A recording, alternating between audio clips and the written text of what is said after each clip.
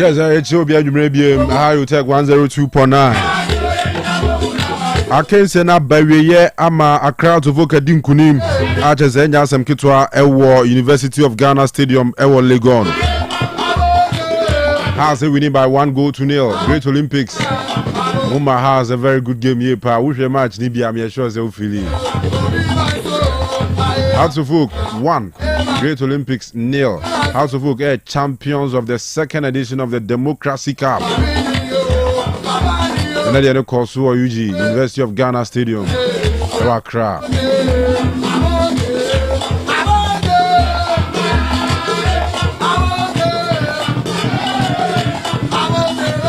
I don't know. Yes, I saw him. Some Yakopim and do boy. I be sorry so. Marine fee. Say about 10 o'clock. I be cross over to All Saints Catholic Church. Now you pick a live feed. And they're free. I sorry ho. Watch night. I bomb who they catch them. I fit to draw that pimney. And then I'm running so. I saw food. Jinama madiachi. I just in Yanko Pone dear. You don't know one-on-one and Yasem Kitwa.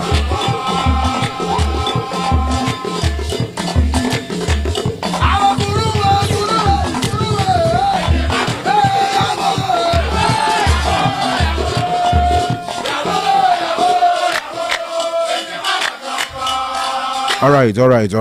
Show now shall say streaming live on Facebook, but my first call line is being 51 Zana. Yatua yana share nkomo ase. Slovenia ashemienu ama Sweden enso ashemienu akensi no abawiye. Switzerland womo ene Latvia akensi no. Sorry, Kosovo. Switzerland Kosovo. Referees mamiensa na atoso miensa no aso anu na mfanse game ne de abawiye. Switzerland 4, Kosovo 0. Otuado be catch us still yeni omanketwa obomu. They say the yeni omanketwa obomu. Mo de metis call lines ni bi. Yento aso. Kosovo na je 4 no. Denmark and Scotland. Sa kin say so abawiye obi antumi amfa ball Anthony Onkwatenante. Denmark 0. Scotland 0. Okay, so Switzerland match na baby 4-0 now. Greece, Belarus, or born saying 5-1. 5-1. You need or mind to a beer of football mobile, according to Otuado. 5-1. All right. Iceland, Azerbaijan, or Sheno 5-0. 5-0. A couple of poly noon 5 or man TV. You knew mind to a boom. Otuado. Yantuasu. Ukraine 0, France 2. Respectable score. I mean, France of 1 word in the Obetias Yeze. Omit me Akoshesa. Michael Olise, and Kylian Mbappe. Omunashe, Omushe 2 goals in France. Italy, Estonia, Esheno 5-0. We are World Cup qualifiers. And Ibraba, Italy 5. Estonia 0. Moiskin on a share first goal. Matteo Retegui or second goal. Giacomo Raspadori on a board third goal. No. Matteo Retegui about 4th goal and then the second of the night. And Alessandro Bastoni shared the 5th goal. Italy 2 minutes. Now surprisingly goals ni now so no second half. First half 0-0. Italy 5. Estonia 0. Bien to also. Otuado be catch us you knew a man to be a boom. Moldova Tifie, Israel.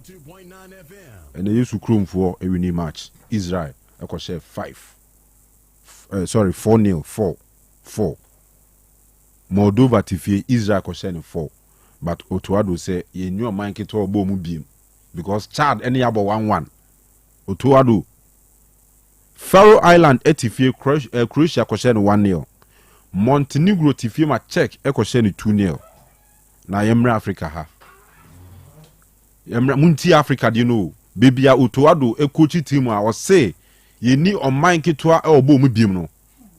Muntie. Djibouti Tifie Burkina Faso kosheni 6-0. 1 2 3 4 5 6. 6-0. Djibouti 0. Burkina Faso 6.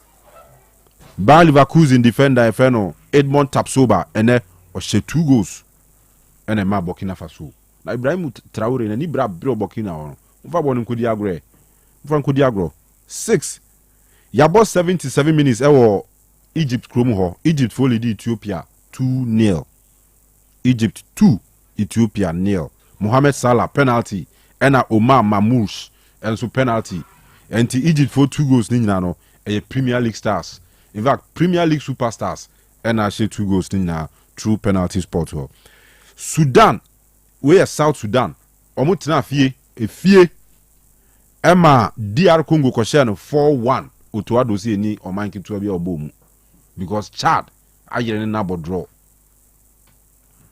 Mauritius 83 minutes womulidi Togo 2-0 Senegal elidi Sudan 2-0 kwesi apia Sudan no we the real Sudan ba kunu ye South Sudan eno tifie mebe shen 4-1 no obi ko both teams to score no ko no both Khalidou Koulibaly ono as goals ni baako ena Pap Matassa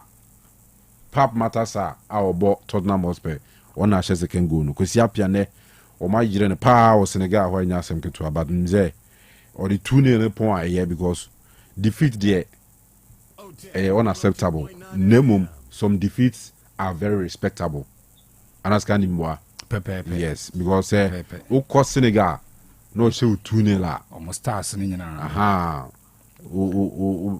chese team like Sudan there why are there ungu honi mase oze the was Sudan for no tijina ye boy say ye ho some say ho na we na Arabi omoje 4 points qualifiers omoje 4 omebo draw ano mo share 2-0 say qualifiers go omo group no omo edikanya the upper hand no over Senegal and Senegal for a catch up with this particular win. Enti only I can say chat to Africa as a good work. Okay, Morocco sulidi Niger 4-0 and also cost ya ball 82 minutes. Morocco 4 Niger 0. Diabewi any bisuniye Congo and Tanzania about 1-1. Lesotho etifie South Africa etwa na kamiensa wantumi ante anano abranti o shego Old Trafford Emma Burnley no Lyle Foster ono ene she second goal ma South Africa ne enti eno eye de tie na afi Benin wini Zimbabwe 1-0 Benin fo nyina nya bre so meko World Cup enya sem ketwa Kenya tifie ene Benny McCarthy ne mrante no na ya rehosem Kenya tifie Gambia ekutwa o mekamiensa wo mutim baako na Yakuba Mente Obama Brighton and Hove Albion on a second goal no Emma Gambia because the Gambia for one day nyamiam nukreni ya jamenti on bobola ya na mbese show ya jame Uganda Mozambique 4-0 yeni oman kitu bia obom according to Otoado Somalia tifie Guinea etwa ne 3-0 yeni meanwhile according to Otoado no yeni small nation e football mu biem because one too many Chad amo Namibia fortuna fima Malawi could try 2-1 we nyina games are abewe your Africa ha nyame adomo china na dede for no World Cup ya nwene sin china 4:00 Ghana time Nigeria and Rwanda nebo na hwewe Nigeria for group no emo eden South Africa will beam 9 points against Nigeria South Africa in a decan about 7 games or 16 points Benin tosumienu Omo 11 points, about 7 games. Rwanda about 3 games or 8 points. Nigeria Toso and 9, about 6 games or 7 points. Lesotho 6 points, and Zimbabwe 4 points. And to share the difference between South Africa and Nigeria, even before Nigeria be kick off against Rwanda now, 9 points. In China, omo tesoba, omo yiro omo no mutimete soba 6 points ah. Nyame adma 9th be Tuesday. Bloemfontein, South Africa and Nigeria. A war. A war. Homicide. A war. Sure. What the social media no more con. Xenophobia. Man to man, face to face with Amudia Jinem. Bomua Tintain. Sure. What's the first leg no? South Africa could board draw Nigeria 1-1. Sure. No, I got you as a Scandi. Ghana ni Nigeria won. Yesubano. As I say. Eye pekra. As I say. Eye pe. At a point no more General Raw. So German coach is only coach Benin for no. Sure. Nigeria for ye dede gun so do mo ko World Cup o. Omo ye dede gun I think oko feli ba ko bi half com bi ye dede gun so na mo fire no. And I'm go fire. And I'm fa Austin Eguavon. Eguavon be hwe chiri na ye share no no. Be you know. Qualifier no. Ye share no no. Ye share ni wie no. I think I'm go fa one coach bi so am fa. On the Ujai. So a technical director of NFL. No, what no go fa coach no muja no kwa no sa be share o. Mo. They say you know. Yeah, pamo. Coach be ne pamo no ma we buy. Chris Hutton no. And ya ko fa de ne eja no kwan ansa na Chris Hutton ba. Otoado. Tio. Wo hwe Otoado coaching level na. Nigeria fo hu zia fa Otoado a ense da nya no so ko fa de ense da nya. Nigeria for pe coach o match in the whole world Mali no mgunya coach. Everybody awata ya. Awasema ani amponza mu ebi okotokoro chi ben bezie o chi in the whole world Burkina. Eno mgunya Seydou Zebo. Zebo. So proper form. Nigeria for in the whole world pe coach Mali. Eric Sell eno makofa na ba. Eno man for send rough. Ona kwezi apia chen wa ayina chan no born for no. So like in Suban Bino SSA because you Scandi Otoado and coaching or new coaching experience at club say head coach no DB sure by the Black Stars man. I love the fact say sometimes you man no chance na umunya adwuma but the nipa no chance na say say who a bit of incompetence and no reacting fast. Otoado will be was nke Jana Kwanda that because after failing to qualify for AFCON there now see Jana Kwan by the Otoado bono nye you who say football no the World Cup is a pinnacle just we do so why no no to the moment we feel the AFCON but there was a chance to qualify to the World Cup no that commentary started coming say why not we could distract the World Cup na but no crepa ni say World Cup nye na na bibi but the main competitor ni ehwese nko na be pre mum disappointed Mali Tenefi and the Central African Republic border till they started disappointing and ma ye look like ye headway ye taking lead into ye ko and ma Otoado da sotio se ke she na Mali she ni ye she no ma she unse ye ko akosha mo so if ke she no ma she na by now 3-point gap there ye ne Mali ntem and no more return leg why be hu say ade no enyan josa but Mali no mum anya nema yi ti nya sa chance ne ntem be ye ne Comoros then we felt say Comoros there we chase your league table so yeah be ko any I know basa so like Scandi the dangerous aspect of disappointment is Otoado any coaching experience on your head coach will be ada and you tam Black Stars Ediamano fine yen assistant so an assistant so your head coach will be ada the only time I head coach na pre-season Legon Cities yeah best start season is only license in no the adwuma to ma mkofa pa kwesi aso bi abae Legon Cities omo di team ni free wa ba o no correct the pre-season o make hyper Fatao dada wo ye no na pre-season the only time o coach ya o ye head coach adwuma no na pre-season and kwa be 1 month 2 months bi so the depth of experience a kita in coaches no e wo form enunti na Raul Savoy betumi de players we more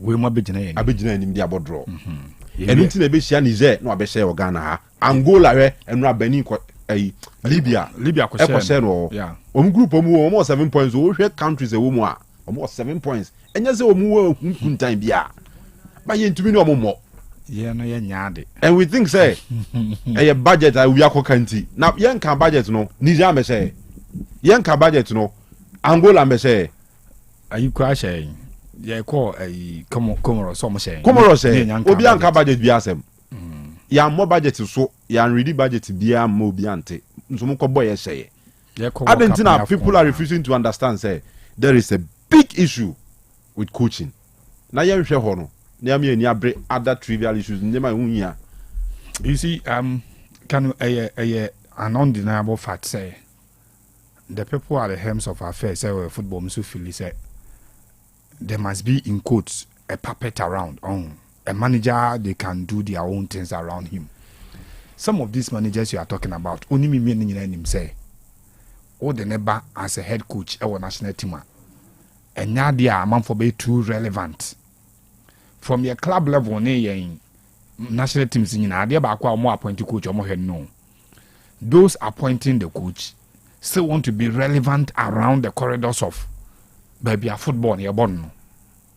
Anunti and Nyahuta Makulu, one of the castle ticket boxes now, or successful a friends saying FA presidents. And they say, Kanu, one, he spoke about the fact say, yeah, football near you know. There are two friends and cronies in this animal. It's the appointed manager, near her manager or no bar, you bet me a control near around him. And yes, sir, there is no way, sorry to say, there's no wisdom in the fact, say, oh, ma, what the emphasis first one, a gamble with Otuado. Oh, gamble and the fire. For example, Barcelona in 2008 gambled with Pep Guardiola. But Obaye na clearly who say adwuma bit me aye no oto asoko ene ye ni bia Pep Guardiola de coaching eduru but so o ma oto ado chance and Obaye na backfire aye oto ado ko ye no onko fa bibi fufuro bia nka ho biem just see ensama na another chance with the national team biem said yen eno no akoy ayi mienu asa ne kan den dodo de ntia ne kan den no say football for now we interest.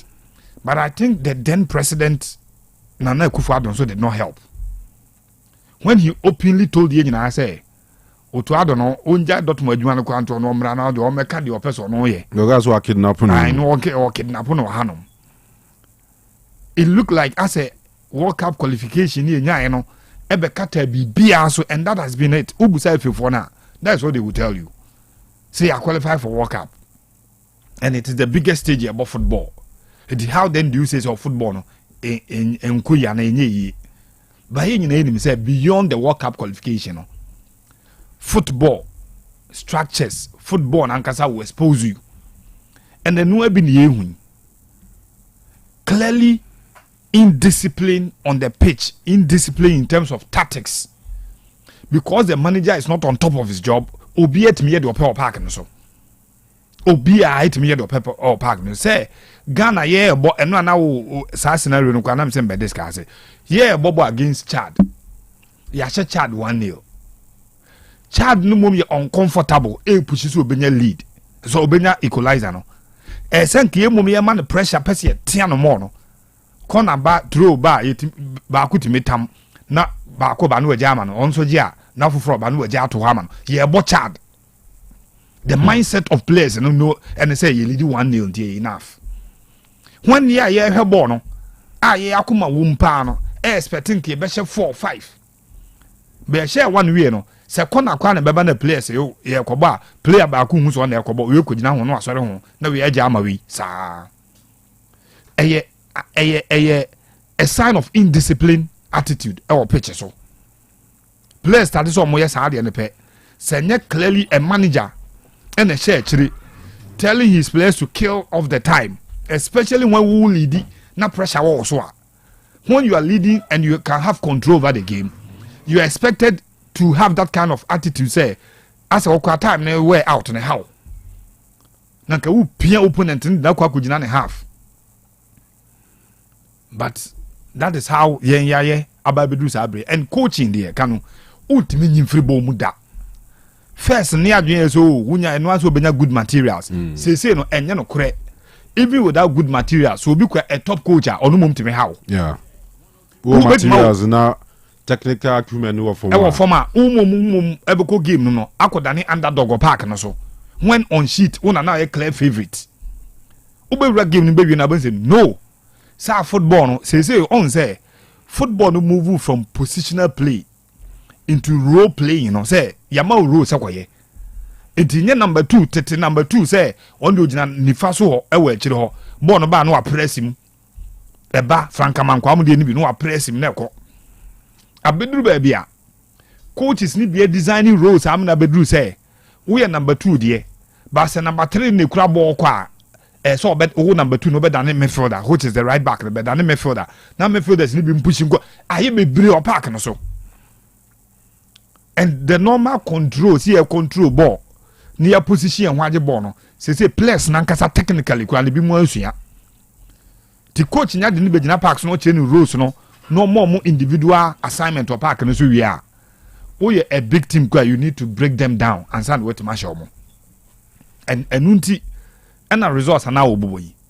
Clearly omo mu share minus in football no be bra ti omo we am say score line or the man no enye send na fe no no obekum kura be realize no kwa no mutimi share more than that enye bi no Cameroon for match ya no how dey statement be two way coach Jean Kolugaros ye who the trainer or that's it Cameroon for no Cameroon kakra mo o hwe coach ni boys no kasa say train no match first half na ye second half mo fa bi nka ho into o that's pa because the boys ni bebre ye omonye professional players onye na say du kopa mo no was it one professional player and a police for only to for and wa keka o mabom ti no o da Cameroon for as say omo born the 3 first half no decide is omo yi omo nan kakra.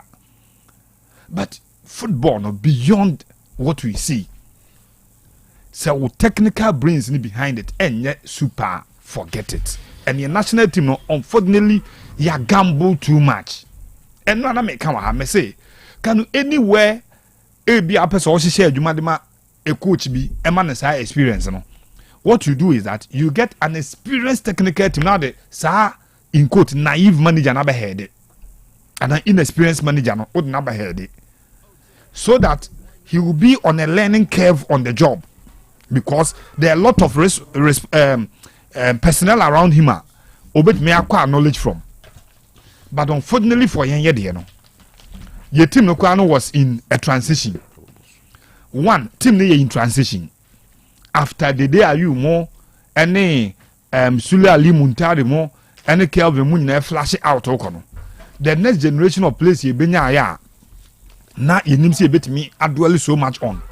The team na ye dey call the last 2 AFCONs na no ye kwa anye ya ye buy ye just say oh no aden ye man kofo kwan nti amate ye sese oni team num ye ja no kwan ye hihye team ne wie no players anadodo na ate abrochire ball mo ball ene ye kofo the ball team mu Kofi kire be gina mbebo AFCON ba ko bi okopra ye okoba eno ano ye hu ne biem.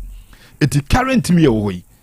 Kudus, who did not have stings with your juvenile teams, you know, apart from under 17 or Bome, you know, everywhere you know, a experience at Auburn club level, no, the bad national team.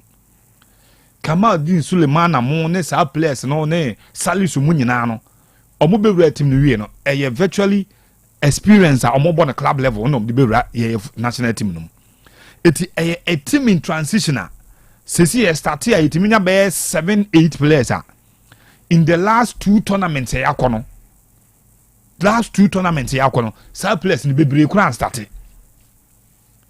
but almost 30 games in the amaya na we believe that senke wo a manager onu mo bet steal results from games e mo ai din utwa woni hwe bencha no say tactically ene ma ekoso bench no so ye be changer na enye like for like changes na ni ehu ewo ye tournament ya call na say AFCON no and even World Cup qualifiers yi oho akere na we change no enye necessary like for like say uyi central defender free to no na central defender na eba uyi striker free to na striker na eba.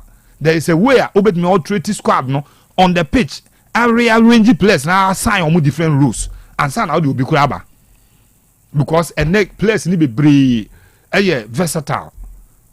Any position back open wobble. So if you're a manager, now to the capabilities and the competencies of your players, you may not have to change personnel. And even if you are changing personnel, and quiet direct say me you goalkeeper me you center back in the center back neighbor, me you right wing player and the right wing neighbor. But that is where we find ourselves. Say your team nanka say oh no. Nipa bebre your imagine say to have their own way around the team no be feel relevant around the team ama de be hu omo so fa so ntino a manager adwuma eso obeye man obetima ye na emum oye that cut iron steel type ni bi say enye de obekere no obeye but onu ni no de beye adwuma no ye no bi ye empe enu tin black star adwuma yi ebeto ho a ye te coaches akukudam akese omo interest wo adwuma nim ye bewie no appointment ye be no be kire wo say some managers no ho but ye empe just like you are saying yeah say sa Osei Akoto national team experience be na no nya but ye gambo kwesi apia no wakọ under 3 different managers esua dey under them as assistant coach esa be head coach eje ono kwan e de black star no entrusted the man coach Osei Akoto say onfa nye bibi mi na onfa nye ni amfa eno coach would have told us say eno amfa ye san to aso de yi bae Otuado bae no so first person or handle national team no so amfa and coach should have told us, say, young Gambo, the black star. No. So let's go for an experienced manager. But you try where you have as a motor a second chance. Say, Onu Momefa national team. No. And we feel it is okay, right? And look at the trivia things now. Who doesn't know the winning bonuses and budgeter? Even the top teams no more World Cup, Equageno, Edeko. When the case Argentina for World Cup, a man and so more winning bonuses. Spain for and this national Germany mukwade who could do tournament na sense and can wasem because there are levels here to unu semi final you have no headway to even call for negotiations say o PBB or tournament nim tietimi twa to we do semi final na yedi nkomo but here dey no you see the moment you be announce winning bonus ye Ghana ni na sika you see the kwakoma players no ye to din chere Ghana ni na ye see player no say ntudi mmobo ntimi mmobo utimi mmobo sesen simply because o see the ade atodwa and anytime biana bonus no beba no as a players no any management members no any F no find a way to make it look like a bad see e be sa ade no eno na madwene ho a be si ne menyanya that kind of answer ne say anytime bi aka no hwe bonuses no asem beba before a game results you produce no e ma football for no any players ne obi a adwene say e wrong so be announce so ade no and kwa de Ibrahim Sani Dara asem o comment ase say sebe soja ni ban na omo kọ wo a na before mbekọ wo no afi ne declare enema e wo e de akere omo say ya ade ne public intina against Chad yintimembo ma be say betie na answer Ibrahim Sani ona obi anka say me ka hye na no okay odi Fabra. Which military has been so foolish in the history of mankind to announce the reduction of the military salaries on the eve of a war? Have you ever heard it? I read history at Presec. Which military in the history of mankind has been so foolish to announce the reduction of the salaries of the soldiers on the eve of warfare? Obu bese oman ben enebe so foolish. Say asrafo na sojafo be kwa akon na ade be chia mo akono ya kan the whole Ghana say ya tie o maketu aso. Okay. Sani Dara ya tie ase. Kofi Adams anya ni yi. Na soja ni ben so Kofi Adams anya ni. Yemfa ne say. Soja ni ben so no be so foolish say because ya tina ketu aso be ko gina say yemu ni tunkunu. Say because this kind of defense you are there by say soja ni ya tini pay so into akwa be say no afedo hu say ayi opponent na say enemy ni di kura tuo de ba no no ohia tuo no no den de na to o den de na to o ko hu say grenade da form a no akuti aso say oyi ne na ya entunku no won tete o was mi su ka kire the Sports and Recreation Minister, Honorable Idris Kofi Adam Yinti. The minister to shut it, and let the team focus for once. Let the country focus. Let the country be behind the boys. Let the boys focus. Let's all back the team. Let us qualify to the World Cup. Right. So Ibrahim Sani, former communications director of the Ghana Football Association, and former journalist with the BBC, and what this Ankomai, or say. Kofi Adams and Kanu normal team nya concentration to mean qualify and World Cup. Omaye you were Sport FM, right? Sport, yeah, Accra. All right. Omaye team the three per year constitutional arrangement from the president to the vice. Now about Speaker of Parliament. So no sooner than CJ, yes, Chief Justice. In terms of the order, no. The president who takes over the vice. Vice Speaker of Parliament. Speaker of Parliament CJ. Can we sign important offices when you know how much they take in every month? Of public notice. And no more if it's a right to information bill internal. Sign him I wouldn't me fancy. Say so in Chironi be an agana nibi sorry. Say idea the Ghana CKA and see to your footballers allowances and on bonuses.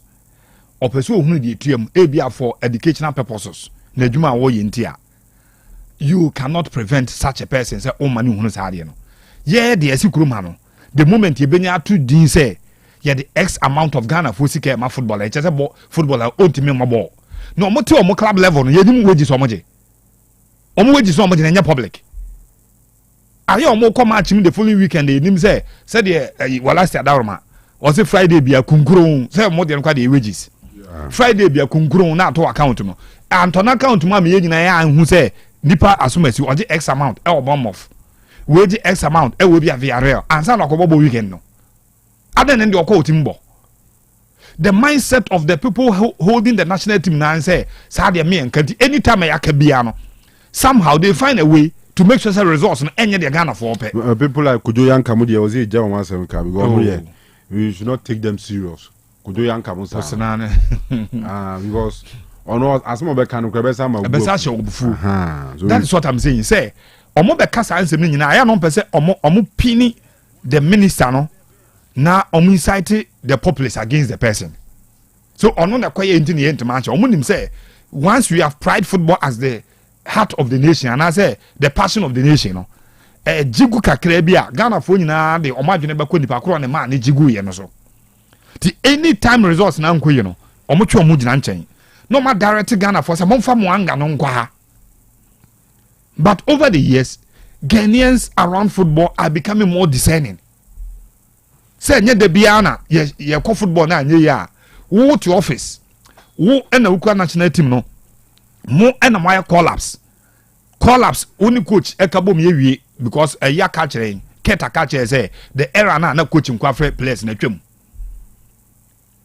okay in public space say a twam omo mpene ma coach bia metena na wonko wa be collapse enti they will have their say ampanso because manager bia no and coach bia no we collapse ya e so the coach the management committee no mo hwem wie na 1 or 2 discussions questions bi more about players ni bi because ebia na a player bi o ha ya blacklist no na ebia manager kura wunim no akofre na about team they will draw your attention say chairman usu be here sikapa o team no na emom arrangement Ghana he won say sikapa the national team yes e ma ne mobile etie bia ye ni free squad no sa de nyina akoso wiansa ne the rest na brain say Ghana for eni monye ne kobobo ni wie na anye ya wo say sector minister no ebe announce say Ghana for sika ye de asoma so on famre mo de atudwa me atenti no afi de unti mobo na ne say ese place we nyina omuja football no bo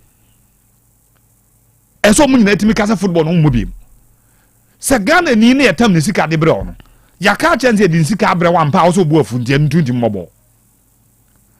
And sometimes the man here yan say some of these players from attitude, if you go back to their profiles, their social media handles, now ko he omunyo first call up and someone mo kan anyhow omo promise here to die with their blood in the national colors now. Fast forward a best surprise you say the same place nana after omo benya Jason Shabe 5-6 times you are 10 times 20 times you are not that's our commitment in the aton. So the question is not about ye de budget to ja and I budget and to ja in a place in mobile. And the last 2 assignments your boy in and about this particular collab. And we had issues with the minister because the president had directed at the State of Nations address or parliament say Ghana for when the minister decided so Ghana for he had the backlash, and even his party were not happy with him. Now for dear ne asema president the asoma minister no ko carry minister no be than tamfo na only say indirectly no sa anga ni na direct a ebe kwa with the president. It was part of his campaign message. Say ono wababa ko ohun bi. Second time oba no onya na dwene say Ghana fo sika o de say be keka no kwa. Onya na dwene say o de bibi ba biso ere sie Ghana fo. Say the tresem ne ka see yen so kane a emfa nkɔhye kane aduase. Ye di sisoro na kane na hyɛn ntu oba abebiem ama obi ade n'ani hu say Ghana fo sika ono president John Mahama yede ma no ade weni no de ye nti no o ma e kata so momu aso. President no a director ni sector minister na minister no ne football for abekasa football for so mbo fu say minister no ne o makasa say o de asa ayi budget na to ya omo ko president no ntina me say ye twa omo asem konom so mo ka che minister o meka omo wi minister nko president o say wo so ma me no a me ko e no say no so mbajo unim the story of Joseph tama ona mo ton na ai tama ni nuanom ekọ se omukọ akoye omukọ farm ne so man so onko no oba nu na so onko say akwa na eba no and the moment obeduru honom na no the point is that papa ne penasem dodo and ye de one neglect yen and that is the way omode Joseph fa so enti minister akọ papa ho which is president akọji directive what the bre mo a mo se mboafu say yes man so meka asem nchemo enti ebufu na ehwa na mboafu no eyo no obekan na say yes man no. And that is why we should not take these things lightly. Say coach no technical team no any management members any obi anadwo yen say see a top Black Stars sika din a ontimi nya adwuma no on sorry free o. So a player now see a top Black Stars bonus is din na ni tuti mmobo a uno jesi no go ne ko. Soja fo bebre ya roro mu jesi amom ko. Doctor ni e misconduct no ho a ne license ya beje free nsem. Teacher for bebre me nanu teacher for bebre for misconduct bi o mo create e wo mo ahonte no obi ma lose omo license e no mo staff ID. Now footballer be bobo my 3 days ba. Directive a president I said that they are to be on the campaign promise no e no di win presidency. Ne bonia wa president ne bonia wa yan say o share bono person di so. O share Ghana for boss say moto abama me say ne meye.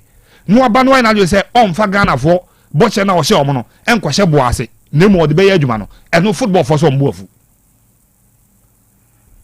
I think say over time ya more too much power and too much leverage when it comes to omoni abayi deal. These are the same crop of people around them and in the corridors of power. Omutimi disrespecting the seat of presidency. And they me yan say, so what do you so Urajo Mahama unsuya dia no unsuya hwe a to wadwenim. E you no and the free phone so my players catch and say ne kasa wa omutimi ne nkasa. 2014. Two cars when your power be no. Sorry to say obey lose guard. E wo honom say players na hanye dompe.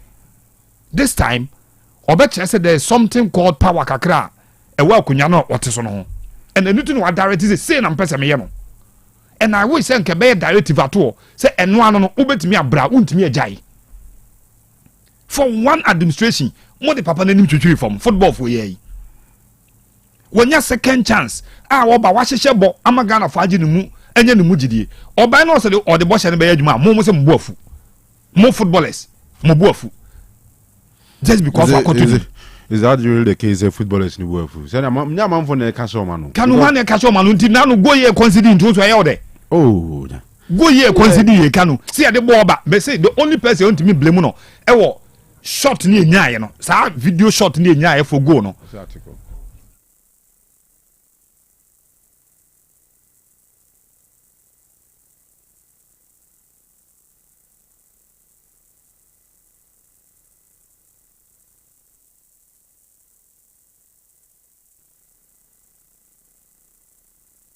Otec 102.9 FM.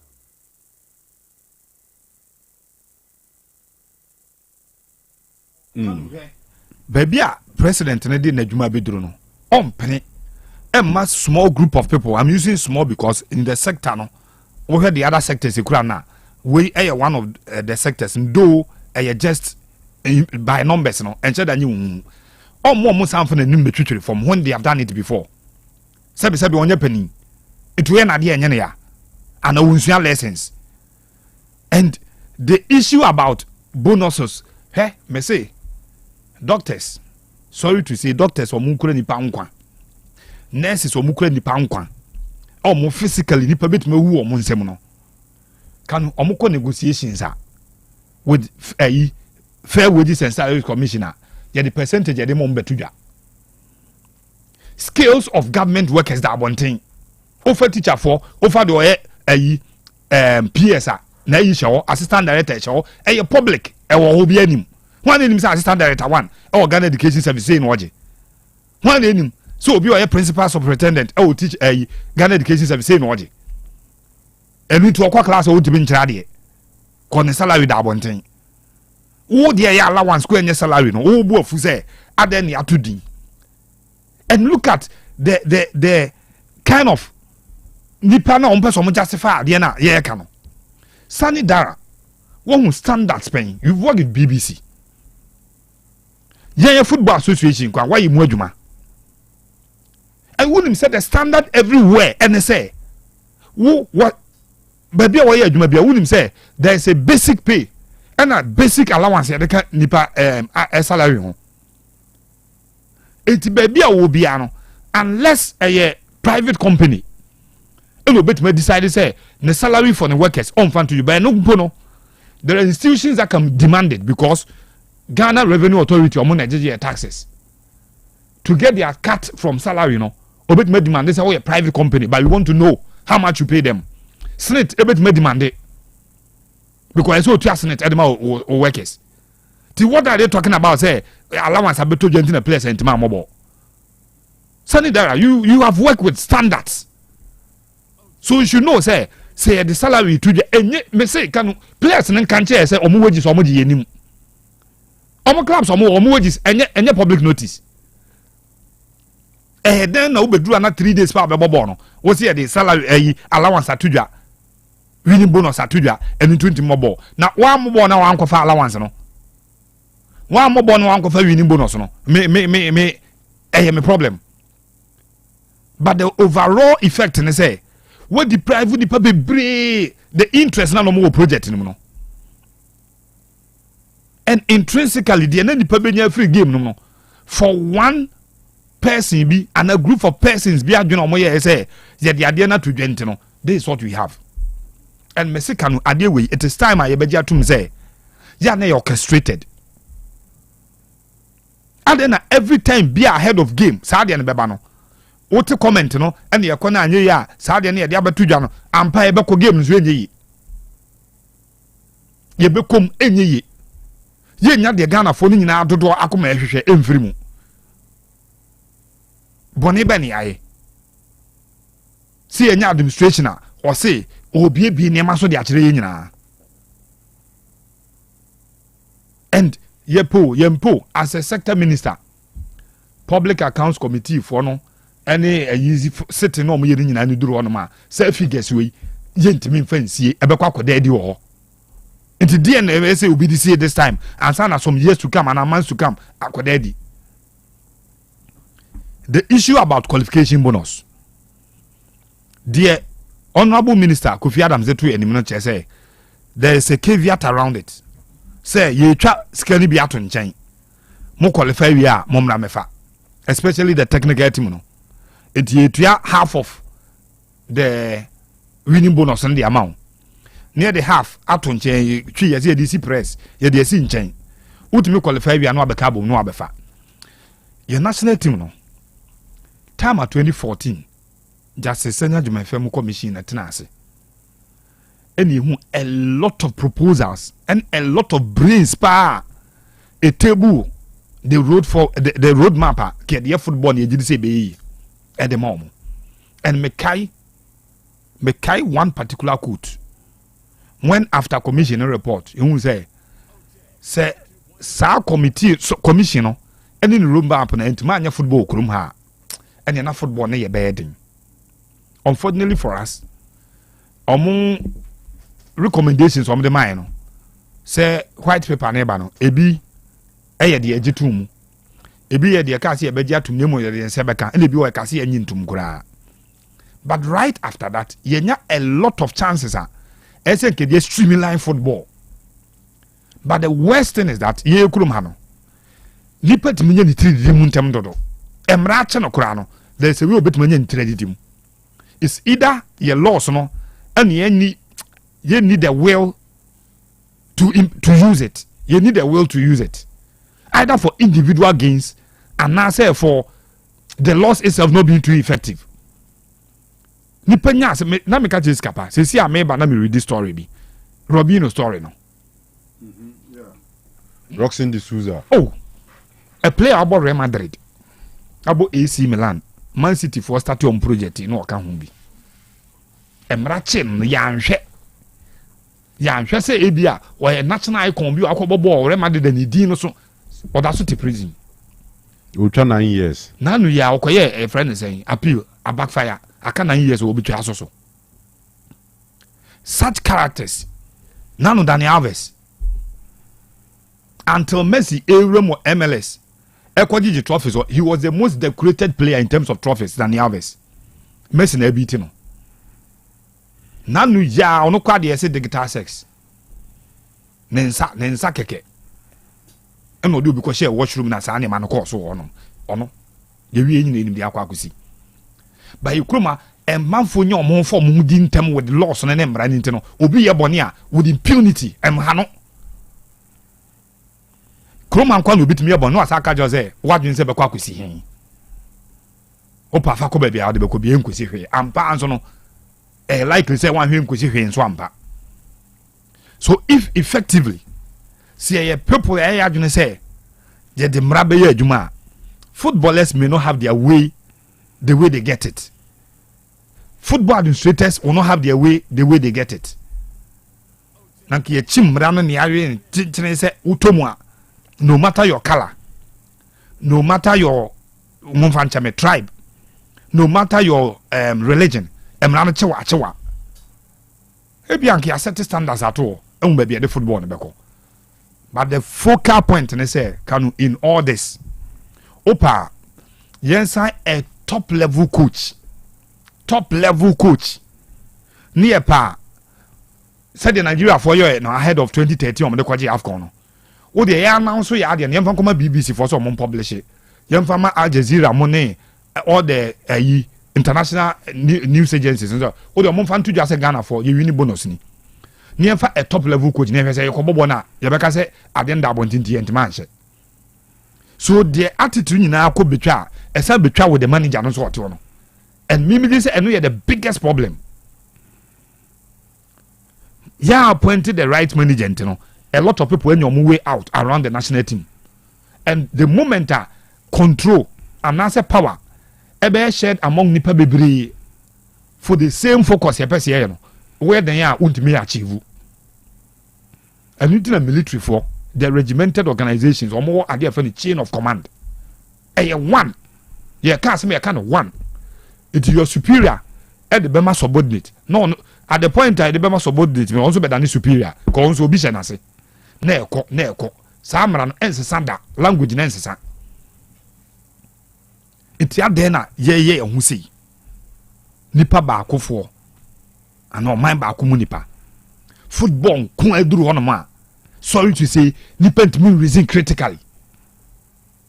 Football kun eduru ha. We cannot reason critically. Say yaka obi asala wi kuruma no. Ba football say me enka omode. Ko yaka omuntim mobo. Simply because cutouts bi hyehyɛ ene the friend kickbacks bi hyehyɛ nkyɛn a obi kwaji a said na no nyɛ sɛ beto odwa ya kiete ha 58,000 Ghana cedis 580 million yɛsɛ yɛde kotofu wɔ de agu baase ne kaa mu yɛde anante kuruma. And the justification a obi etimanya akokoduro ɛde be justify de say oh ɛnyɛ baase no nko a oh referees no ba ya mo cars referee no ba sebi Kanu da ben ye bebo bo kuruma I advance a bonu kumase near the referee akoda tamale ni ama na ka se ontwi mfiri omrada well scandi yeah da ben ye bobo ye de team ni beduru kuruma no ye de team na betre kumase ne ye ko bobo na tamale enti da bi omo ko training ne ye twika afiri akotamale 58,580 million ye di tofu agu cash mu na ye koto cylinder abehye fom akotwe tank petrol abegu mo fom anyway cylinder ne dey beto fom onze neso honorable Sam George announced say after on the DSTV meeting DSTV for na jet so metete so yeah while ago na DSTV for the crata babontin 80 appointment.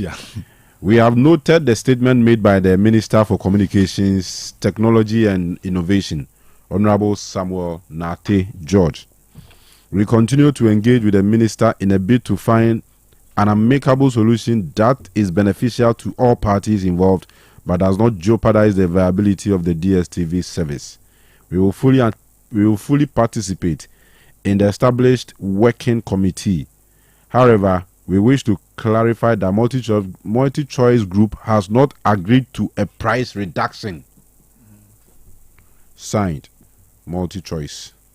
We are krata omo a double letterhead so, and it looks more an authentic information. They can say, Sam George, Besochi. Sam Jata George. Jack. It's not so happy boom pay. Boom kama. It's not a minute there. Okay. Sam George is sweet to me, baby. TV for your programs. And I will do say there are programs, social programs, political programs. If you want a person to clarification. For example, we will say news file. He decided on Monday because I'm sure someone can say a weekend. Yeah. He will try to share more light on it. Tianya day better than can. Anyway. So udika momo ultimatum. Okay, back on edika by na. Yeah. Or try date to was a eduro no want tia so or mobile revoke my license. And some almost started the engagement yo munyai. Anyway na papa dia betu just say o niam akoyi pa. Na Ghana for atie ni asem de. And they say ntokwa na amanfo akọ no social media na say abe public aban na ekono enche yebenya ayiwom entete so yebetete so dia man chese o mama na ankoda mpo o mama minister ankodru fi anampo statement pan se krache asena motete na bonten no me try say come confirm from any of our platforms on social media as na baby ya ma check Facebook ma check Twitter X sa our platforms in releasing TikTok it now, but idea trendy. Releasing the trend. George Ajima was say George. Kanu. I be able to there. I'm adum boko. If you to say. What do you say? If you to say, if you had to say. Oh yeah. No say scandi bubu ma. Translate. The Black Star idea. Say yeah him. From 1983 enye hwe. Eso da bia isikana enye etugu. Me di say yenya yenya will power percentage bibia na baako. Ana the scandi k nyina those football people ni politicians o na eyo majuma. Did the ebe kanu say ye k nyina obi ti be say buntie di omo keka. So atiase. Nti omo hu say ebubo ma enkosi hwe. Na say bom na si ba bi di akaba na bi aka nsa aba. Say nya various committees okrom ha Kanu ankosi hwe. Jomama ya president then president. The mefe committee aka ya ankosi hwe. Commission yeah. Ankoye hwe. President Kufuor by na fi say onu baba baby. Politicians ya tikam ye bebubom de bia. But omu hu ni say biu em5 enkosi hwe. Na make chess can say Ghana they say ehuru a ebejo. Na make chess ke bebo boy ni aka say ye be call World Cup they qualify you I be my play be at $10,000. Opa bra opa jai. So then candidate John Mama Beka say we be you should look at place. Ye ba idea dey na asa. Enya brofu ya na esa do maba. Enya brofu ya. So ma enya Kate ni nkrofu ya. Enti Kanu until say ye binya wo power say ye be say Black Star na eji bibi no. Kanu de bia say ya. De bia say ya. It is a politicians no timamu for the ntimi nya hwiu de bia be betena ka bubuma say de minimini aka de ya but omte baby no mosre me de bia me kam say qualification bonus e de say na be ma o ko tournament duru ha bo no ay moska bo ne gu aka no nya hwe say tie local teams one fa ho me bizao gone with the days Kumasi cricket park Kotoko upon school and no barber show those days at the chencheni omoko Antonio Sekojo we mu ene bisa say the padros and the Kumasi and Kotoko ball first some ni jo de brebe bobola stadium start 8 o'clock and the Kotoko ball be am person be because you say any interest akwa kudi abrofu there because there is no transparency in our football nations cup in to qualify Ghana say make say a first country J4 and I just say Egypt about be sign won ko Cameroon ko Nigeria ko Cote d'Ivoire ba ana Morocco ba nti football ni die me de bia meka yan qualify na jiwe untimi ma tinefi so if you say the confessor crown be ya at least it's football. Matthias, there's a counter reaction from Honorable Sam George Scandi 9 minutes ago no post on Facebook.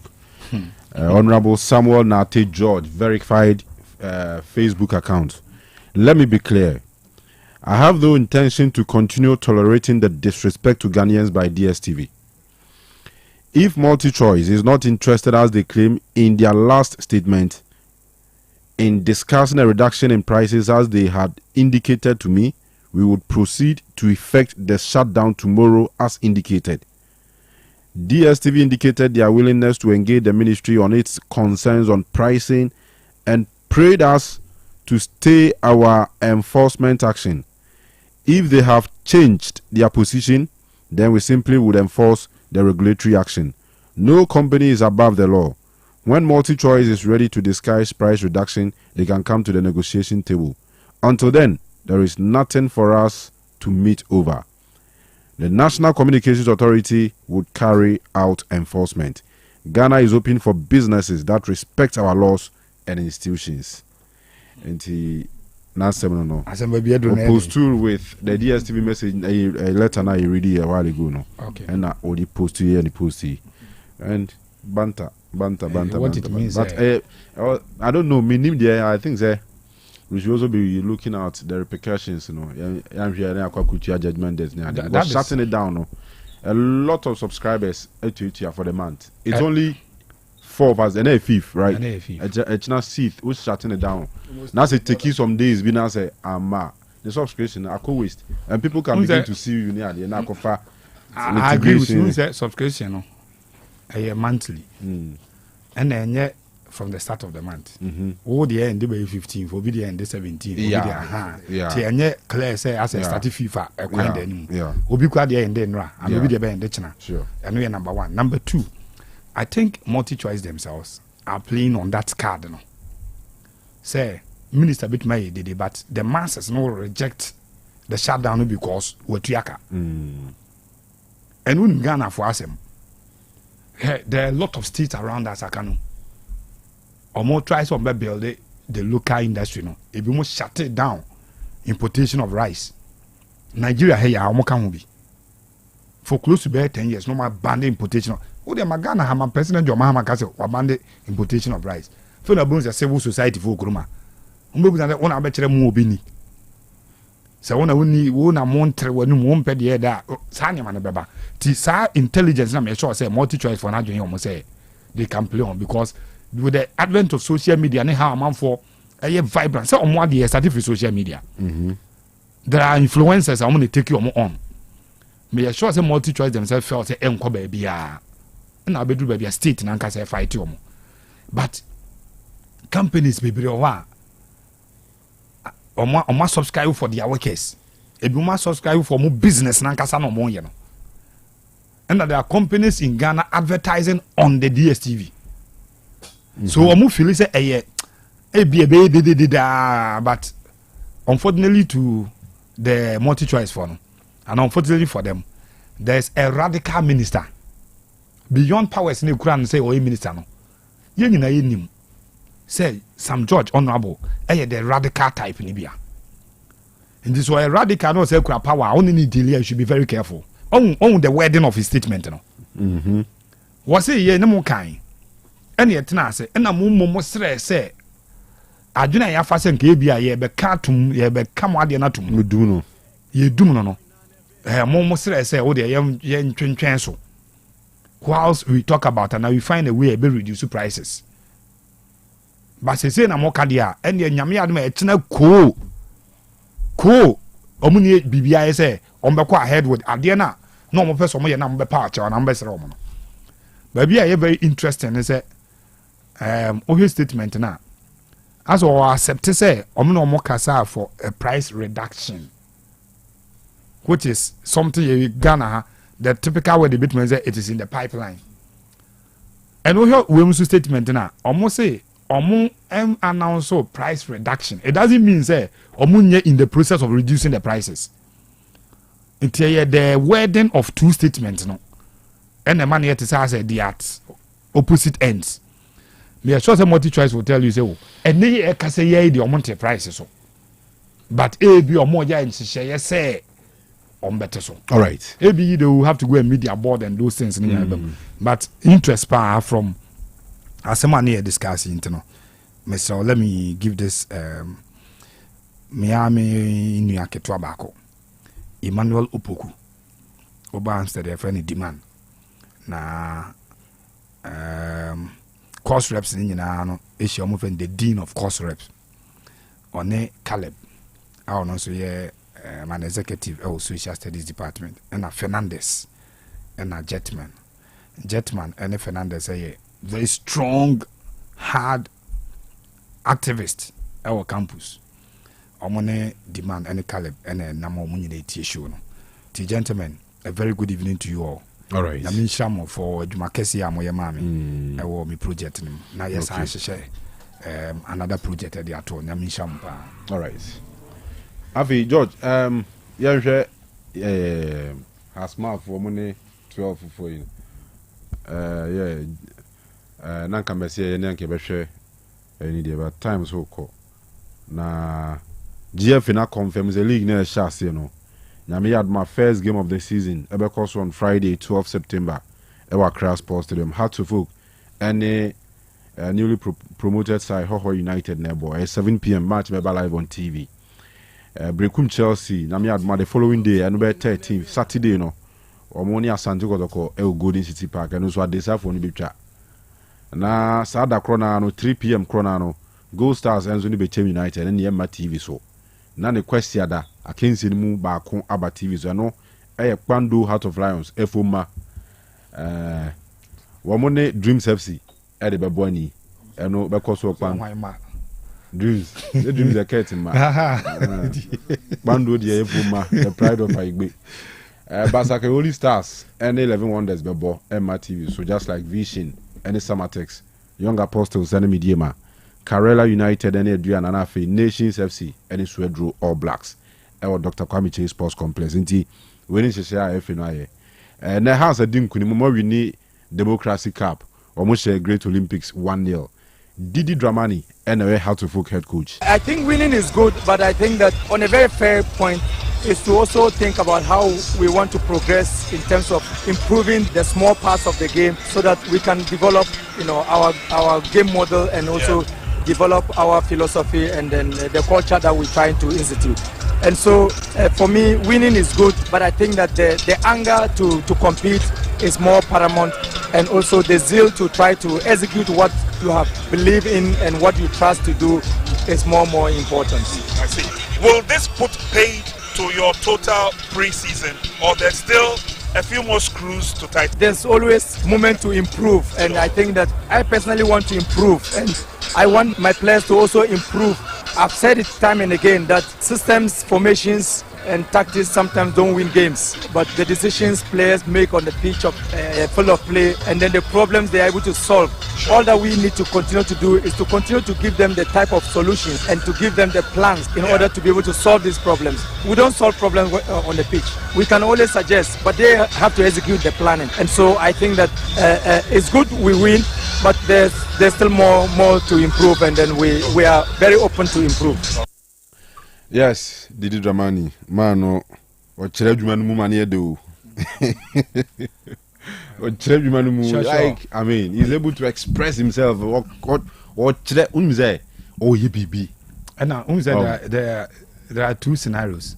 Your managers or minimum 7 much Yeah. And you do to meet him. No, yeah, Juman. Yeah. And I believe, say, yeah, Palan said, yeah, Didi Dramani, one of those Oh, coaches. sure, yeah. He's walking the talk. Dr. Ogum. Sure, he's walking the talk. Also, who say has a Jumano assessor. Yeah. And unim, or very honest with situations. Yeah. So, who share the House of Folk performance or Mudana Dina na a new top 4 games no more boy. No correct. It is our share in the casa anymore. I say, we have to improve. We have to improve. Sure, We have more to room. improve. We have to improve. No room for complacency. No room for the house. Bear say, aye, Debbie.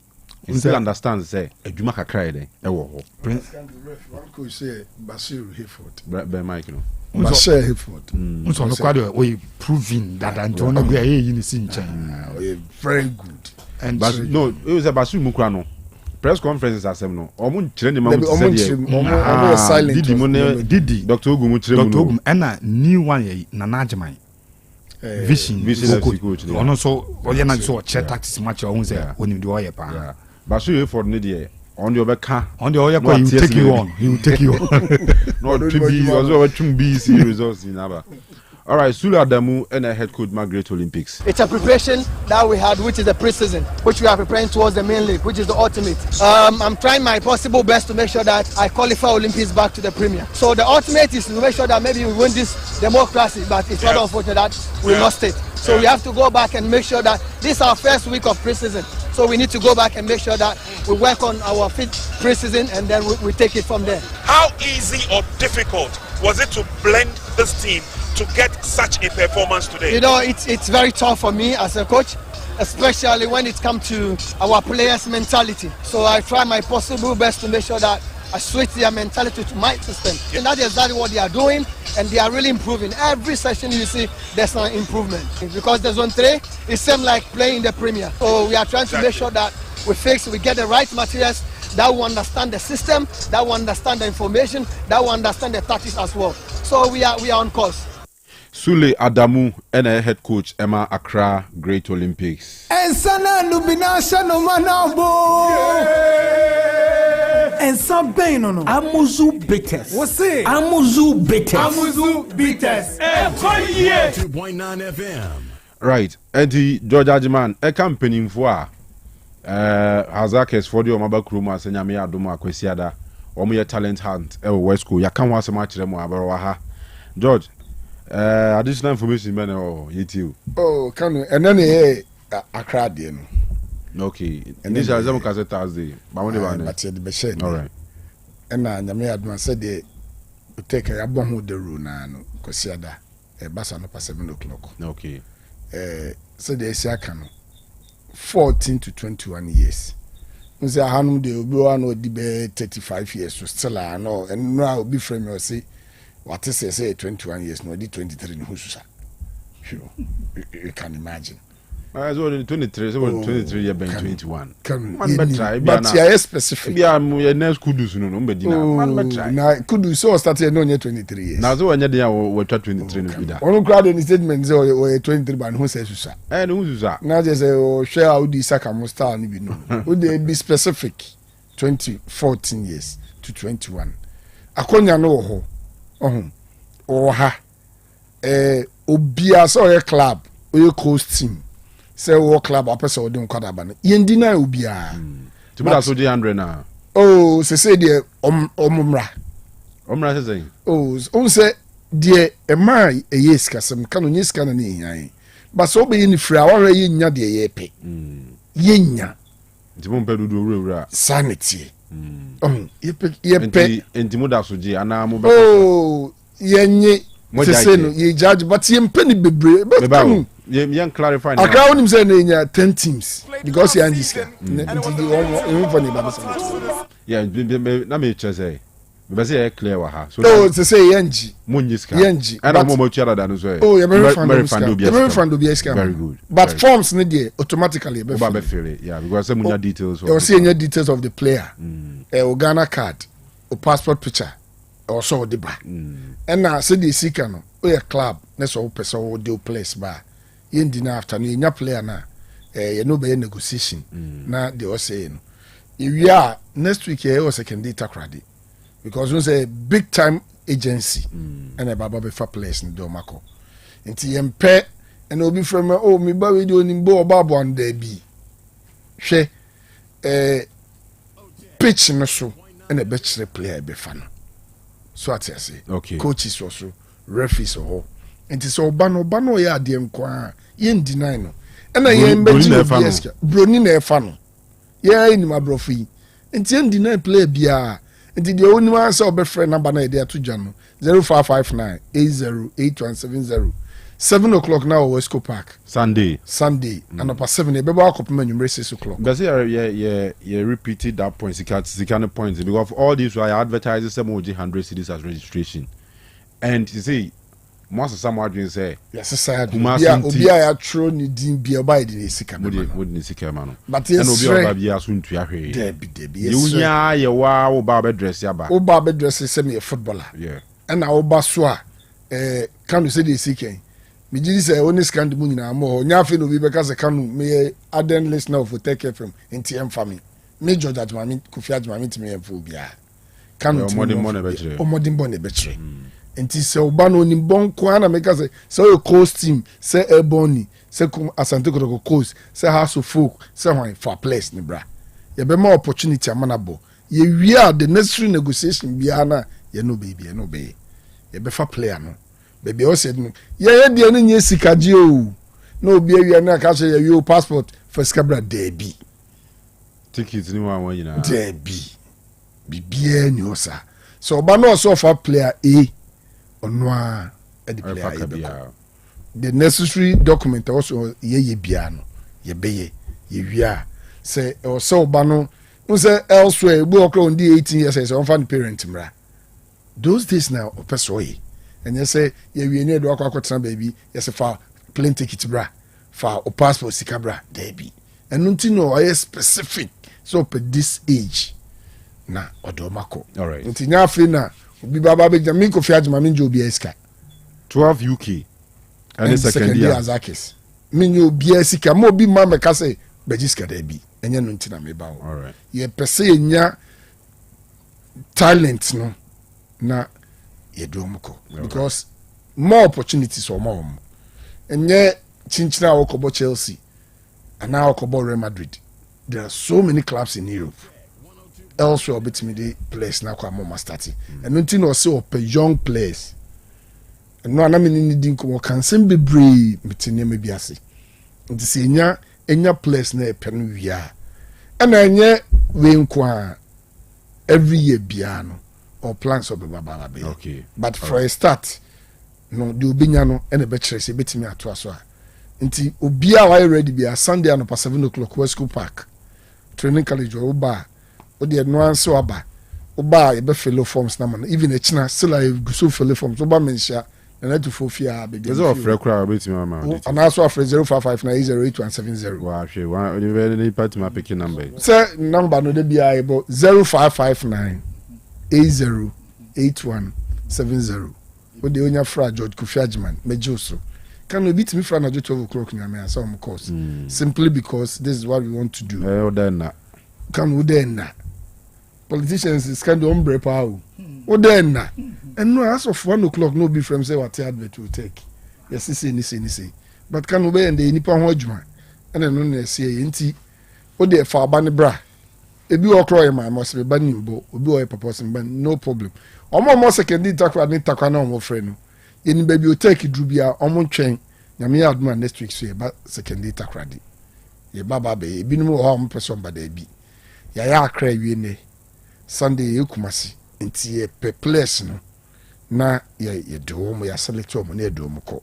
nti so club ene Prof Kwam o se ne football academy bi a friend say no omo qualify some beba the only thing is say no beba no be negotiate so player we say ne be B say ne be no nti nyame adma kwasiada and past 7 o'clock Wesco Park e beba na me ho na abrofo no so ha na second year Azakis mpenu for so ha nti player be fa no yewia e do beko ye be the necessary document so obo club you so e dey na e do ko e bia this could be your chance inti men tnefi make say bia obo kotoko coast time na cricket park ibinum nya chance cause inti e bia this is the time also be nya chance ade be akọ be professional player Mate sika bia nim eno aka say agent si or jisika dey bi the ma jisika say dey na obisa no ni empeni bebre unzo wo yesa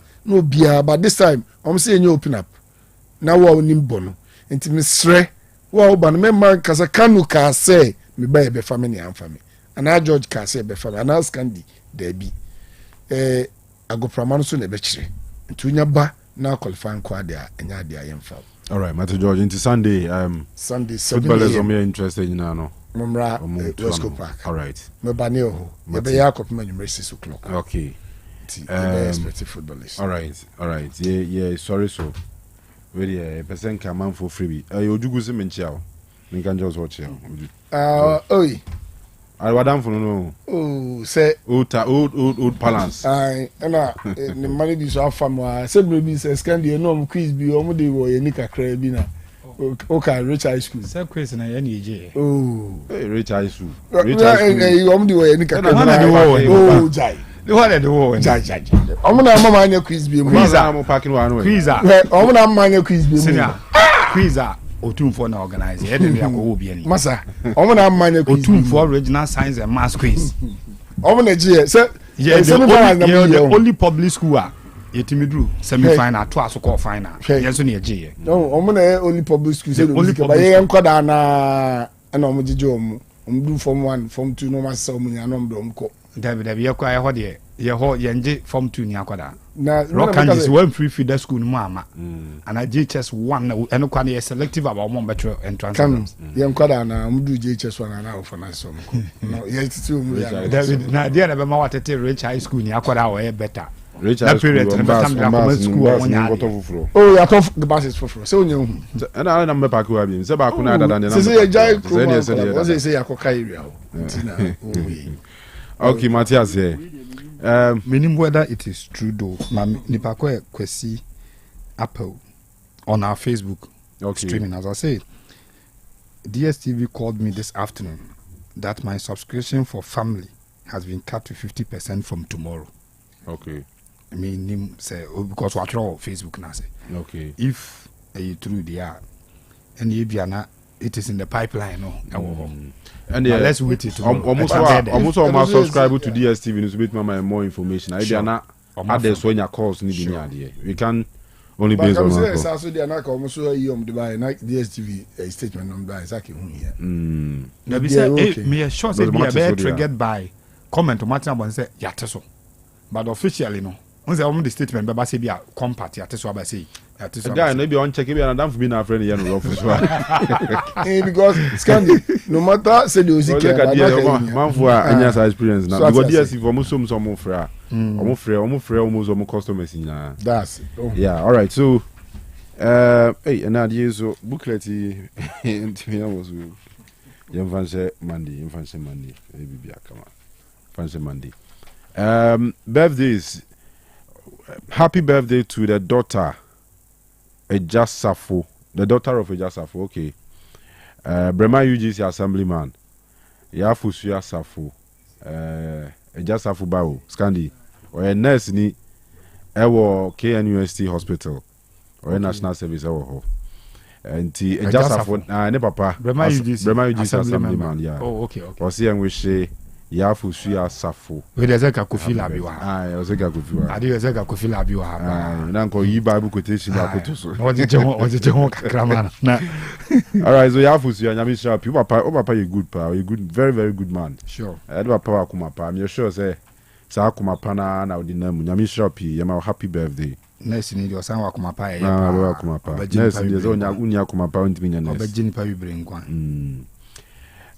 We saw the birthday of patient Amalabi, aka Juicer. Our sister Empress Bells. And I will say, my happy birthday in Juicer. Juicer, the ni mu be de ana say juice doko and yes ana chires gan all right, so patient my happy birthday nankupon shapi yeah mama phone kakra na yeah sorry so yeah my revisit sorry yeah crossover call All Saints Catholic Church and then you may watch night na course you find it live e kaza video so nti ya na wa hye nso yeah am I all right so 0505225578 and 0505224944 Ensana nubinasha no manabo. And some pain no. Amuzu bitters. What's it? Amuzu bitters. Amuzu bitters.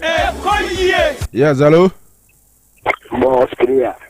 open here for us now free Mommy ya benji face say. you you Really don't feel much. Ghana Black Stars, more and more serious life. Now when you go for comedy, some another police more.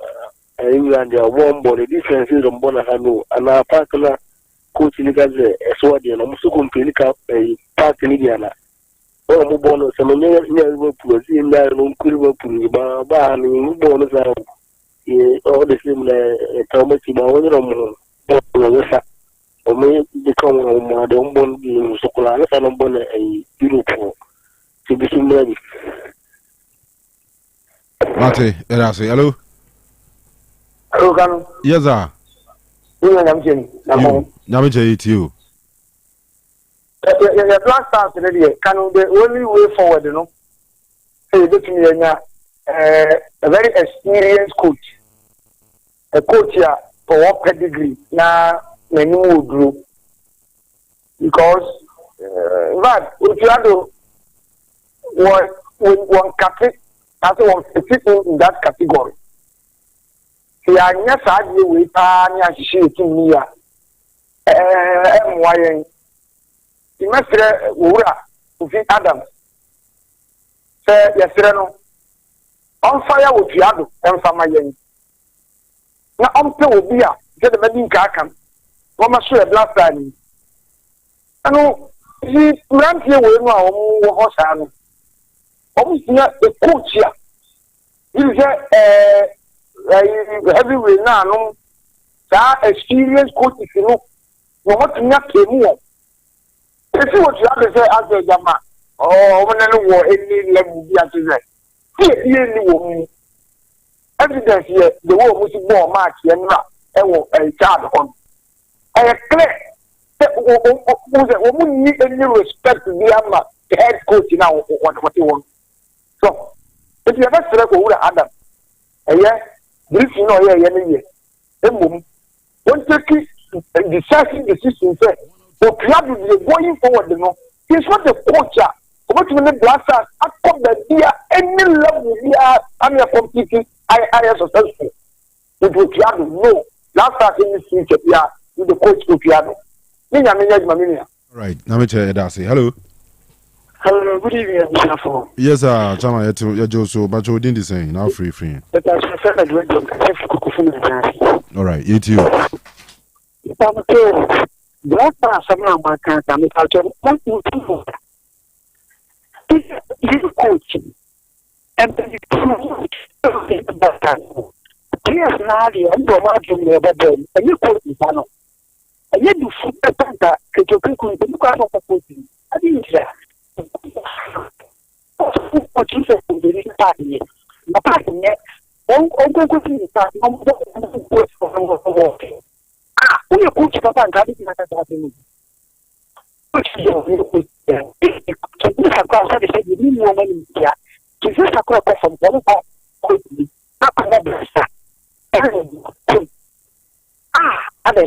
All right. That is me a terrible man. Hello.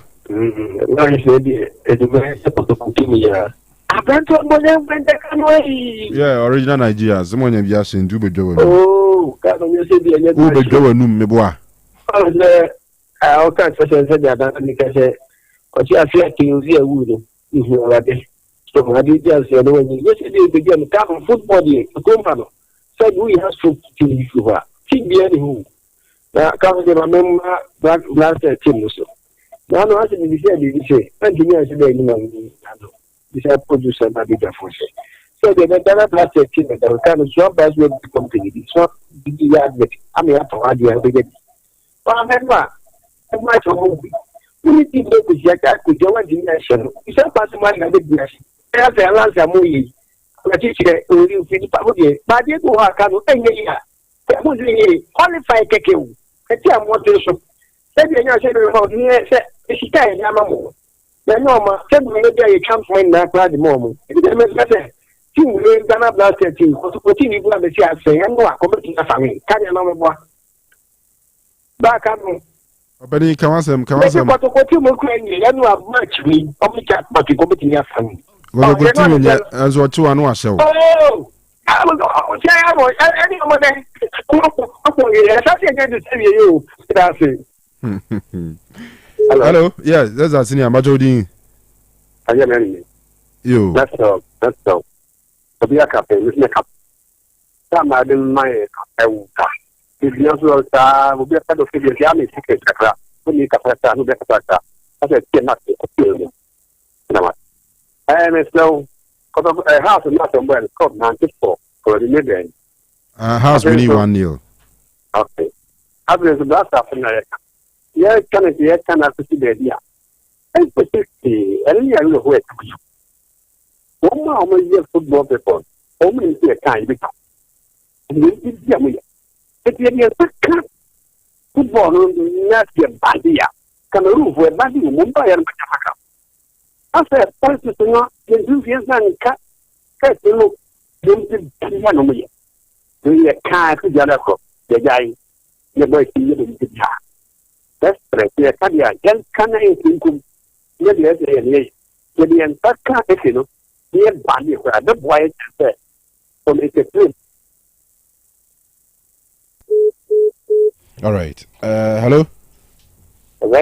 Yes, sir. Figo. Yes, sir. You too.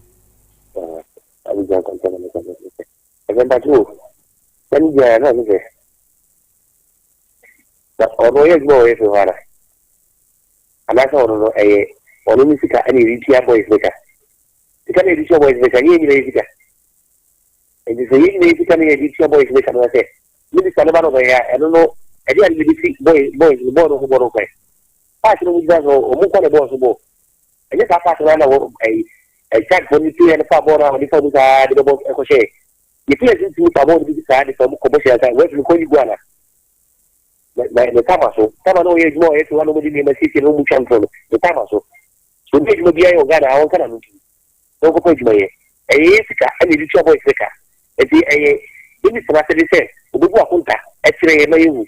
Ubuak on the number is Mubona, Ubiyabonico. Obuko Chapa, Obuka Musical, I mean, this is a trouble is Mecania. Because the can't be any trouble is Meca, the government didn't check that. But the account minister of Kaka can say, a basic of the police is a bad the big obey and go. And I won't go away where Kaka, maybe I don't was able to go more. All right. Hello? Good evening, Kanu. Yes, our boss. We're doing the same. Uncle Christine. Kanu, young Kukrafu, you take care of it.